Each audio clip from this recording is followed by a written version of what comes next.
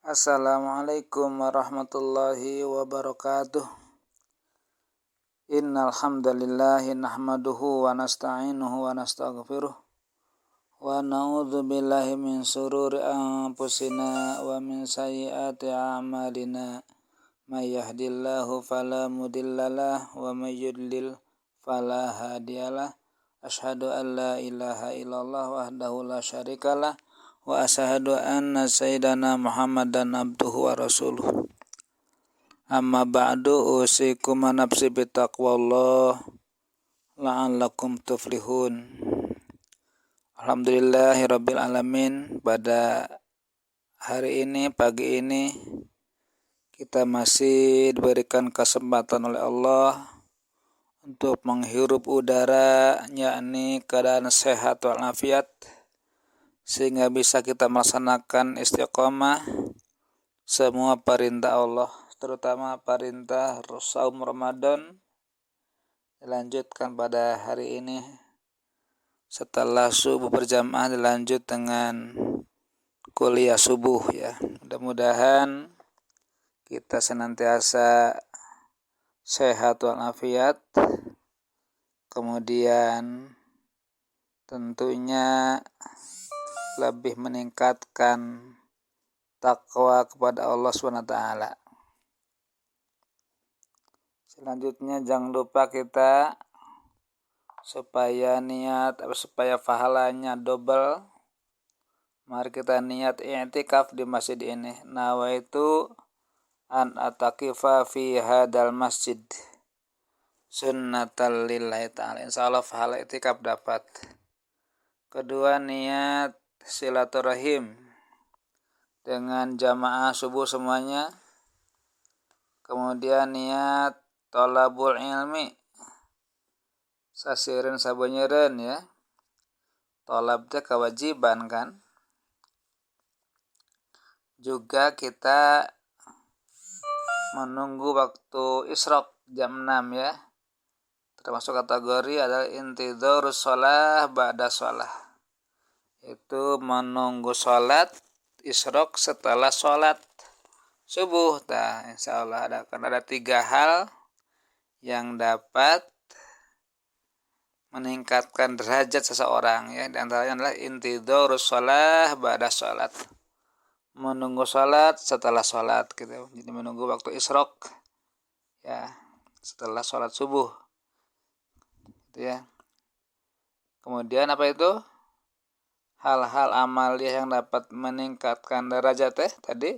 Satu, intidharus shalah ba'da. Kedua adalah isbagul wudu, menyempurnakan wudu. Yang selanjutnya adalah iktsarul aqdam ilal masjid lil jamaah, memperbanyak langkah ke masjid untuk berjamaah. Itu ya. Jamaah semuanya. Selanjutnya pada kajian subuh ini kita akan mencoba menyimak sebuah keterangan salamatul mar'i bi khamsati aujuhin. Selamatnya seorang adalah dengan 5 jalan ya. Yang pertama, antakuna mu'minan. Engkau ayyakuna mu'minan. Seseorang kalau ingin selamat harus mu'minan, menjadi orang yang mukmin, yang iman mantap, akidah tauhid, ideologi yang mantap kepada Allah, iman kepada Allah. Rukun iman yang 6 dimantapkan ya. Bagaimana ayyakuna mu'minan, syarat ini jadi selamat. Mantap, Allahu ahad. Allah teh yang Maha Esa. Allahu rabbul alamin. Allah teh anu ngatur alam semesta. Allahu qadir. Allah teh Maha Kuasa. Itu mantap akidah ya. Akidah terbagi 2. Satu, akidah uluhiyah, meyakini Allahul ma'bud, Allah yang wajib kita sembah. Artinya tidak boleh menyembah kepada selain Gusti Allah. Itu tauhid uluhiyah. La ma'buda illallah. Tidak ada sembahan yang disembah illallah kecuali Allah. La matluba illallah. Tidak ada yang dikejar, dicari kecuali ridho Gusti Allah. La maksuda illallah. Tidak ada yang dimaksud, tujuan adalah kecuali tujuan mengharap Allah Subhanahu wa taala. Itu tauhid uluhiyah. Jadi ibadah harus murni kepada Gusti Allah.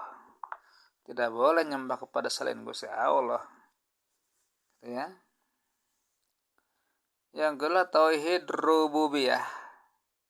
Meyakini Allah teh yang pengatur alam semesta. Mengatur kehidupan makhluknya, termasuk mengatur kehidupan manusia. Diatur sama Allah tentang dikandung 9 bulan oleh ibu kita, dilahirkan, dibesarkan, diurus, dikasih rezeki, nasib, semuanya, kehidupan, pangabeta, tempat tinggal, semuanya. Allahu Rabbul Alamin. Allah yang mengaturnya. Itu tauhid. Tauhid uluhiyah mantap, ibadah kepada Allah. Rububiyah pun mantap. Allah lah yang mengatur kehidupan, bukan siapa-siapa. Dua tauhid harus satu paket. Ibadah kepada Allah, kemudian keyakinan yang mengatur rezeki, mengatur nasib, mengatur segala macam kehidupan jodoh. Allah lah yang mengatur. Hanya kita wajib ikhtiar saja. Ikhtiar harus wajib kan? Tapi yang menentukan hanyalah Allah Subhanahu wa taala. Itu tauhid. Itu bukan ciri jalan untuk menuju selamat. Meyakini adanya malaikat yang mencatat kita, malaikat Raqib dan Atid. Dimanapun, kapanpun kita berada, ada malaikat pengawas.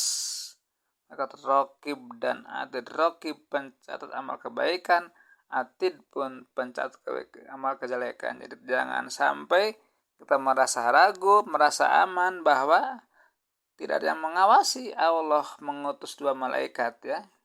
Jadi jangan merasa rugi berbuat kebaikan meskipun orang lain tidak pada tahu. Karena malaikat Raqib telah mencatat. Dan jangan merasa aman berbuat maksiat ketika orang lain tidak tahu pada ada malaikat Atid yang mencatat. Itulah keimanan yang mantap. Jadi, kita senantiasa diawasi oleh 2 malaikat. Wa inna alaikum lahafidhin kirama katibin ya'lamuna ma taf'alun. Bagi kalian adalah ada 2 malaikat pengawas. Siapa itu? Kiraman katibin, malaikat yang mulia yang mencatat amal kita. Ya'lamuna ma taf'alun. Mereka mengetahui kepada apa yang kalian perbuat. Masya Allah, itu tauhid. Uluhiyah mantap, rububiyah pun mantap. Insya Allah hidupnya akan selamat. Atsani yang kedua adalah, itu yang pertama ya, ada 5 semuanya. Yang kedua, ayyakuna musliman. Tidak cukup tauhid mantap, tapi harus seorang muslim, yaitu menyerahkan diri kepada Allah. Jadi bukti daripada iman adalah muslim. Melakukan apa tujuan rambu-rambu keimanan, menyerahkan diri ke Allah. Kenapa kita waktu lahir sudah muslim, kita sudah muslim ya. Rasulullah menjelaskan kullu mauludin yuladu alal fitrah. Setiap bayi yang lahir sudah fitrah, akidahnya benar, meyakini Allah Ahad, kemudian Allahus Samad, dan seterusnya, lam yalid walam yulad. Sudah mantap, kita sudah muslim, melaksanakan perintah Gusti Allah. Ibadahnya mantap, muamalahnya mantap, itulah muslim ya. melakukan rambu-rambu akidah dengan bentuk syariat masyarakat diri ta'abud ka Gusti Allah. Artinya dua sisi kedah mantap, imannya mantap, kemudian ibadahnya harus mantap. Tidak bisa akidahnya kuat, mantap, tapi tidak beribadah kepada Gusti Allah, tara sholat gitu, tidak nyembah Gusti Allah, belum selamat. Jadi ibadah mantap, sholatnya bagus, baca Qur'annya getol, tahajudnya getol, kemudian semua kebaikan ibadah getol. Itulah orang yang mendekati keselamatan, kan belum ya. Berdua tuh, iman harus mantap, ibadah pun harus mantap. Artinya tidak bisa ya ibadah getol, ahli tahajud, ahli baca Quran, berjamaah tidak terlewatkan, tapi akidahnya musyrik, meyakini adanya kekuatan selain Gusti Allah, perdukunan, masih kena percaya karena kekuatan gaib yang selain Gusti Allah. Contohnya misalkan di Cianjur suka ada kuda kosong, misalkan ya, ada keyakinan itu teh yang surya kencana anu gunung gede, lamun teu diayakeun kuda kosong ini Cianjur bakal akan bahaya. Nah, kalau ada indikasi akidah seperti itu sudah syirik, berarti belum selamat meskipun ahli ibadah. Di Pelabuhan Ratu ada pesta laut, kudu ngayakeun pesta laut mencit sapi munding huluna dikalautkeun palidkeun nyelamatkeun Sukabumi supados Roro Kidul teu ngamuk, misalkan ya, atau nu gageugeuh ini makam orang ngarakes ka eta karuhun supados disalamatkeun ku karuhun. Nah, itulah akidah rububiyah belum benar meskipun ahli ibadah, apalagi ibadahnya jelek, akidahnya jelek, itu masya Allah kacida cilakaan ya. Artinya iman harus mantap, ibadah pun harus mantap kepada Gusti Allah. Yang ketiga adalah ayyakuna muhsinan, harus akhlaknya baik, muhsin. Artinya tidak cukup akidahnya baik, ahli ibadah, tapi akhlaknya jelek, hatinya jelek, pentemperamen, emosional, sering ngambek ketika opan, kemudian suudzon, gibah, iri, dengki, hutang hese mayar, zalim, hasud. Itu akhlak tidak baik.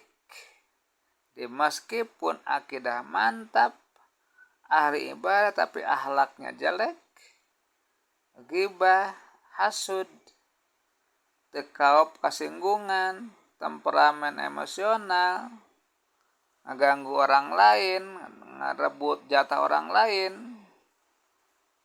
itu belum selamat meskipun ahli ibadah kalau akhlaknya jelek. Sehingga Rasulullah bersabda, innama bu'ithtu liutammima makarimal akhlak, pastinya aku diutus oleh Allah untuk menyempurnakan akhlak. Jadi jaga akhlak kita, ucapan kita, jangan menyakiti orang lain, jangan berdusta, jangan hasud, zalim, ghibah, gitu ya. Masya Allah, dijaga akhlak kita supaya selamat dunia akhirat. Terutama itu lisan kita ya, untuk suudzon, goreng sangka, ghibah ya. Hasud adalah perbuatan jiwa kita. Hasud inna fi'alun nafs ala nikmatil ghair, reaksi jiwa kita menyandingkan nikmat orang lain. Batur maju orang teresep, batur cilaka orang itu hasud ya teh. kalau diaplikasikan, diekspresikan, dilampiaskeun eta sifat hasud dalam jiwa, jadi membuahkan dolim. Infialul jawahir ala nikmatil ghair, reaksi anggota badan kita timbul daripada kekotoran hasud jiwa kita. Nyarekan, guna-guna, mengganggu, molotot, itu dolim, buah daripada hasud. Masya Allah, ketika hal seperti itu kita lakukan, ya menghapus kebaikan kita. Fa innahunna yudhibnal hasanat, sifat hasud, dolima, pemarah, ghibah, kemudian namimah, bohong, atau yudhibnal hasanat, menghilangkan pahala kebaikan kita. Oleh karena itu mari jaga akhlak kita supados selamat dunia, selamat akhirat. Ima apalagi akidahnya goreng patut, suka syirik, ibadahnya jelek, akhlaknya jelek, wah itu mah cilaka 13 ya. Masya Allah. Nah, yang ketiga adalah yang keempat ya, ayyakuna da'iyan, dituntut untuk mendakwahkan kebenaran, mengajak kepada orang lain, mengajak untuk berbuat baik. Artinya tidak cukup soleh sorangan, harus mengajak kepada orang lain, mendakwahkan. Wajib dakwahna kan. Wal asri innal insana lafi khusrin illal ladzina amanu wa amilus shalihat wa tawassaw bil haqqi wa tawassaw bis sabr, tuh kan. Saling berwasiat, mengajak. Jadi dakwah itu kewajiban.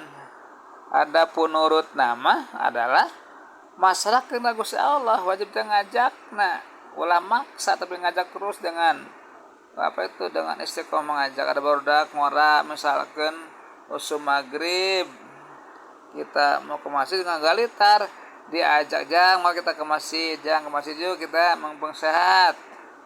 Ya sambil didoakan ke orang, jangan dimarahin, dicarekan, itu bukan dakwah ya, mengajak. Jadi wajib dakwah, lamun teu ngajak orang can salamat meskipun ahli ibadah. Antep lah nafsi lah.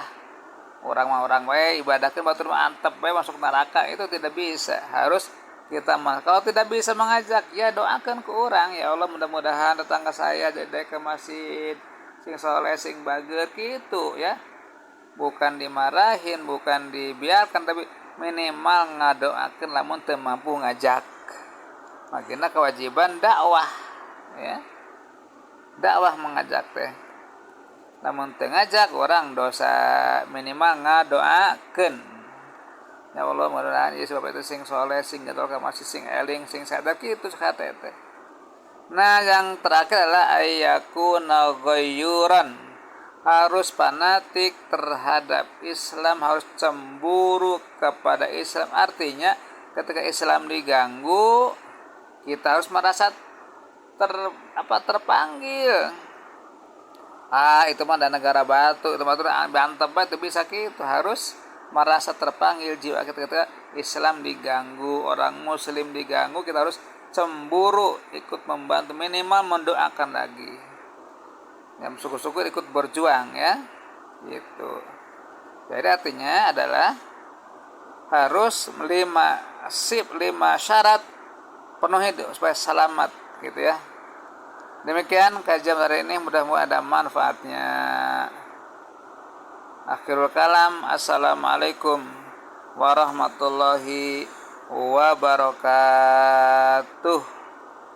Sallallahu ala Muhammad walhamdulillahi rabbil alamin. Walhamdulillahi rabbil